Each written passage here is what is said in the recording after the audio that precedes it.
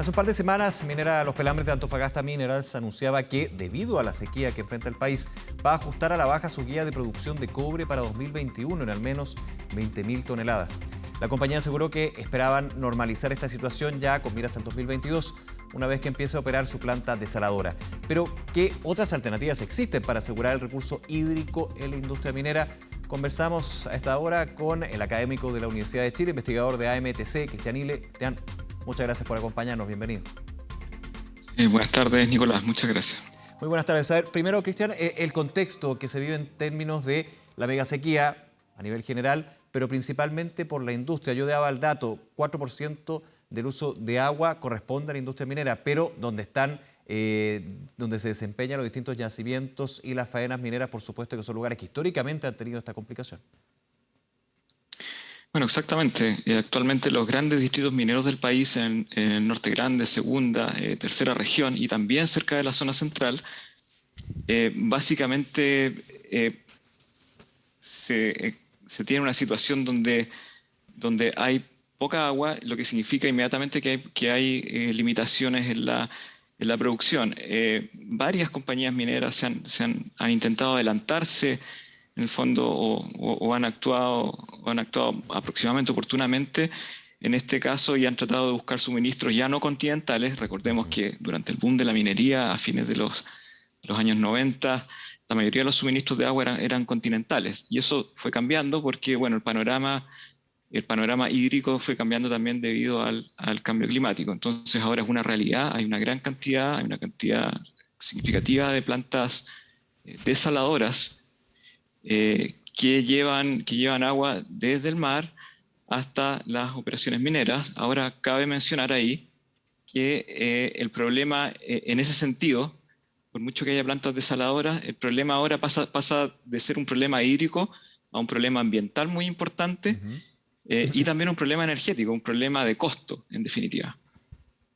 Ese es el punto A, porque hace ya varios años que la industria minera está impulsando lo que es la creación de plantas desaladoras para poder depender del uso del agua de mar. Pero siempre se ha hablado del tema del costo, que ha ido bajando, pero igualmente sigue siendo costoso, pero sobre todo el impacto que puede tener en el ecosistema que ya es impactado por las mismas faenas, ¿no?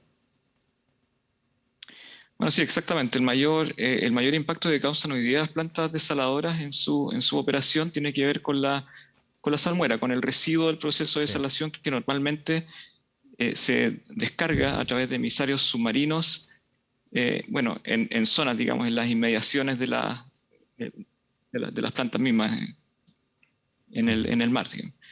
Entonces eso va juntando, estamos hablando de plantas que procesan varios del orden de cientos de metros cúbicos hora de agua, y eso va generando flujos constantes en el fondo de salmuera que se van al mar. Hagamos unos pasos atrás, Cristian, creo que es muy importante también tenerlo en cuenta. ¿Cuáles son los procesos de la minería que más usan agua o que constantemente van necesitando de este recurso? Sí, el proceso que más consume agua son los procesos de flotación. Normalmente hay básicamente dos rutas, una ruta hidrometalúrgica que tiene que ver con el procesamiento de óxidos y otra ruta que tiene que ver con el procesamiento de sulfuros. En el caso de los sulfuros, normalmente se procede por medio de flotación, lo que requiere incorporar mineral a la planta a través de un proceso de chancado, después molienda, y en el proceso de molienda se genera una incorporación de agua importante. Esta agua se pierde después, parte del agua se pierde en el residuo, en el relave, y el agua que se recupera, que se necesita recuperar para mantener el proceso en régimen, en el caso chileno es del orden de los 500 litros por tonelada de mineral tratado.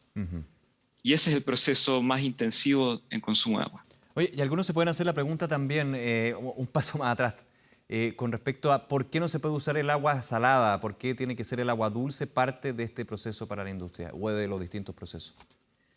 Bueno, ese es un punto muy interesante. Algunas operaciones mineras tienen la posibilidad de trabajar con agua salada. El agua salada tiene algunos desafíos.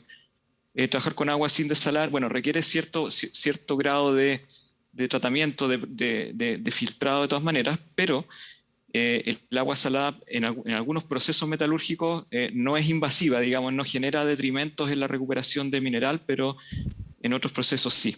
Entonces, mientras que algunas operaciones operan con agua salada, otras, por ejemplo, que requieren recuperación de más de una especie, de más de un mineral, no solo cobre, por ejemplo, también molibdeno, pueden tener problemas efectivamente con el agua salada, y en ese caso conviene usar agua desalada. Ujú.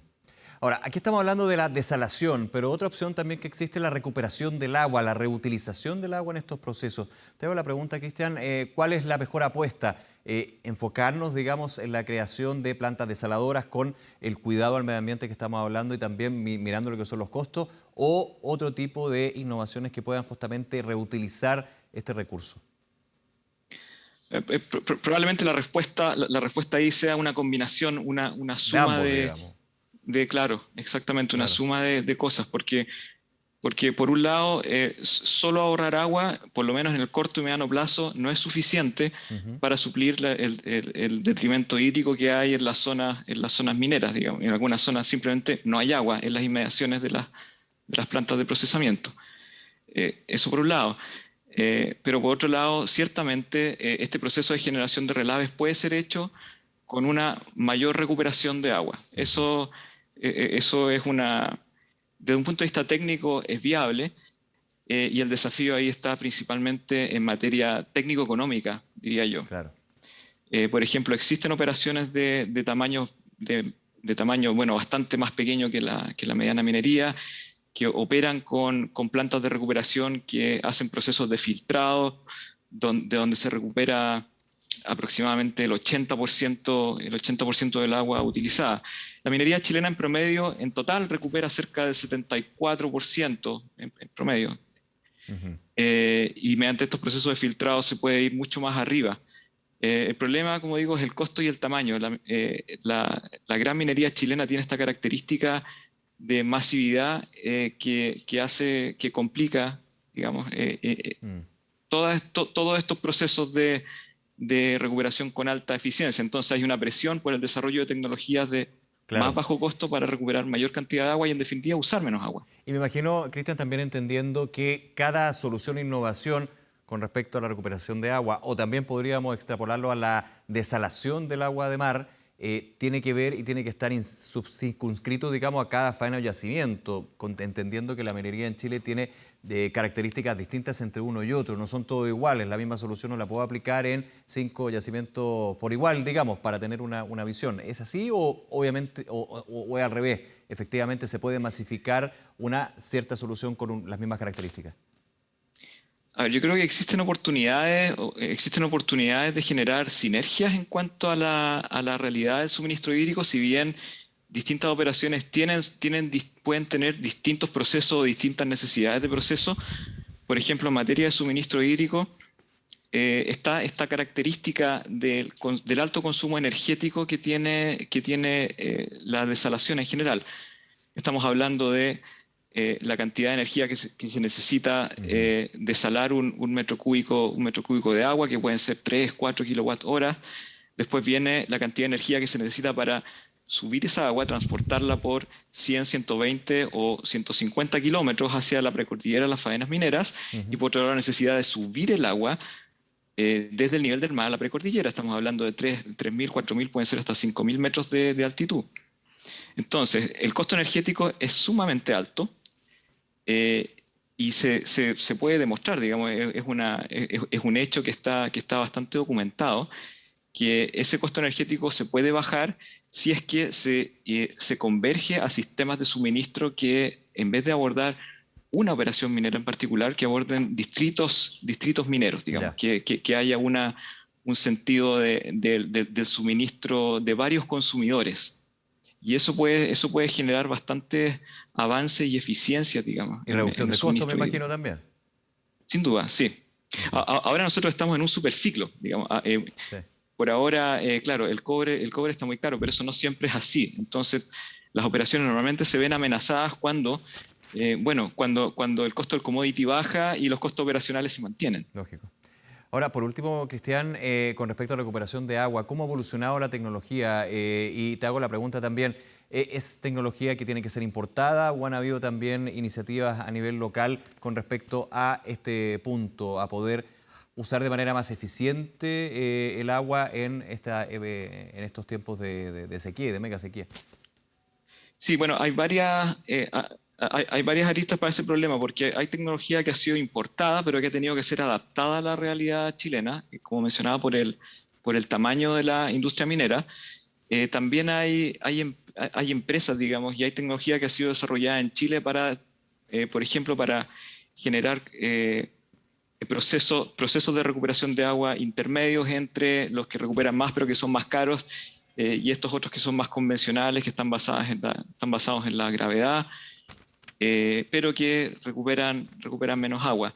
Por otro lado, hay una parte de la ciencia que ha sido útil, que tiene que ver con conocer cómo es el comportamiento de estas mezclas donde yo quiero después separar el agua del material sólido, en el caso de los relaves. Entonces, mientras más eficiente es ese proceso, de mejor calidad es el agua recuperada.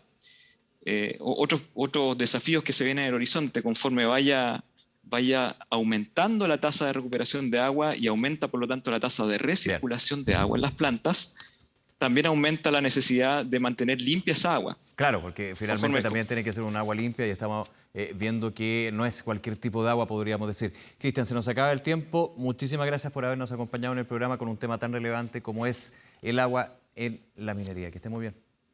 Muchas gracias, Nicolás. Hasta luego. No olvides suscribirte a nuestro canal de YouTube.